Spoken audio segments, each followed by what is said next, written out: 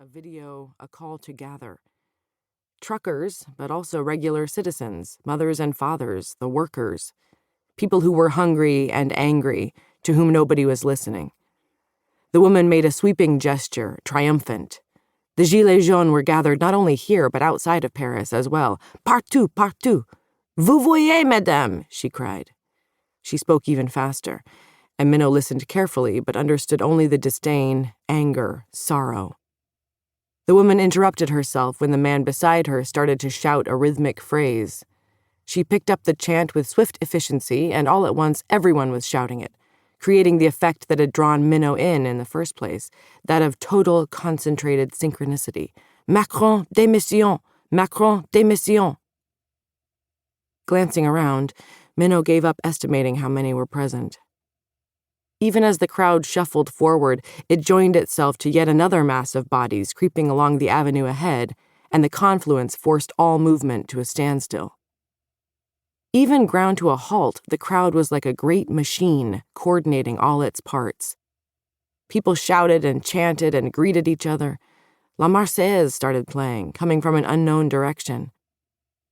After a few moments of bobbing on tiptoe, trying to see over the shoulders in front of her, Minnow grabbed the side of the nearest lamppost and pulled herself up onto the narrow metal lip where the lamp's wide base narrowed into its pole.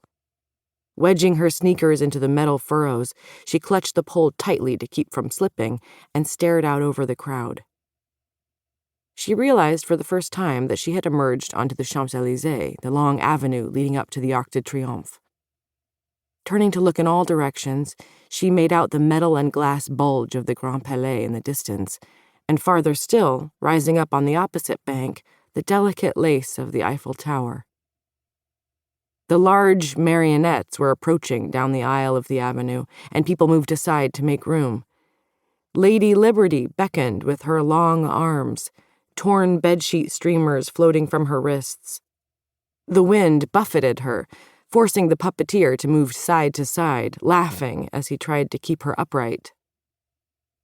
Minnow saw that he was a young man in a leather jacket with the collar turned up, dark hair falling into his eyes in messy tangles.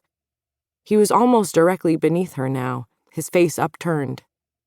She lowered her chin, and as their eyes met unexpectedly, Minnow realized with a jolt that she recognized him. It was Charles Vernier. Charles was a fellow teacher at the university where Minnow worked. He had only recently graduated from it himself. Minnow reassured herself that this was why the students all loved him. He had been one of them not so long before.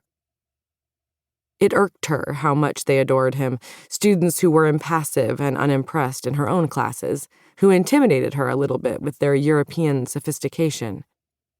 She imagined that they looked down on her as a boring, nearly middle-aged, middle-aged American woman who had appeared after their semester had already begun, to cover literature classes they didn't particularly care for. Charles, on the other hand, exuded cool. He was in the communication and media department, which sounded much more au courant than simple, stuffy English lit. When he taught, he rested one narrow, blue-jeaned ass cheek on his desk, long legs sprawled out, and the students hung on his every word. Passing his classroom once, she had seen this, the girls who had packed the front row to bat their eyelashes at him, the boys as well. Her students sat in the back and couldn't be lured any closer. The other teachers said Charles's family name, Vernier, as if Minnow might recognize it. This told her that he was not only wealthy, he was aristocratic. Even worse, Charles had the good fortune to be attractive, which irritated Minnow the most of all his sins. How devoted would his students be, she asked herself, if he were middle-aged, middle-class, and ferociously ugly? Though she had met him briefly at a faculty welcome dinner and seen him from time to time in the halls, they had never spoken. She had felt as if she'd never registered for him, a state that she was sensitive to, as she was often overlooked. Her quietness, her stillness, her way of folding herself into herself so that eyes would go right past her.